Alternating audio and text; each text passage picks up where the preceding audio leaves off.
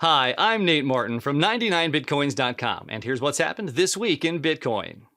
Online retailer Rakuten, often described as the Amazon of Japan, announced the launch of its new crypto exchange app, Rakuten Wallet. Initially, supported cryptos are Bitcoin, Ethereum, and Bitcoin Cash.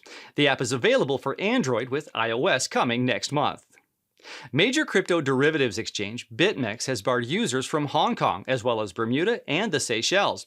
BitMEX took the action for compliance reasons, as it has staff and offices in those locations. BitMEX noted that closing trading in those jurisdictions is part of a wider effort to bring transparency to the crypto space as it becomes more regulated. Cryptocurrency exchange and custodian Gemini announced they're expanding their business to Australia. Australians can now download the Gemini mobile app and use it to buy, sell, and store cryptocurrencies such as Bitcoin, Bitcoin Cash, Ether, Zcash, and Litecoin. It was reported that several operators at a nuclear power station in Ukraine were arrested by the country's secret service for mining crypto with the plant's electricity.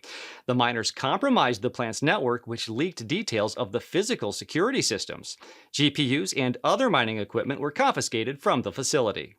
And finally, in a bombshell speech at the Central Bankers Conference held in the United States at Jackson Hole, Wyoming, the governor of the Bank of England, Mark Carney, suggested replacing the US dollar as the international reserve currency with a cryptocurrency similar to Facebook's Libra.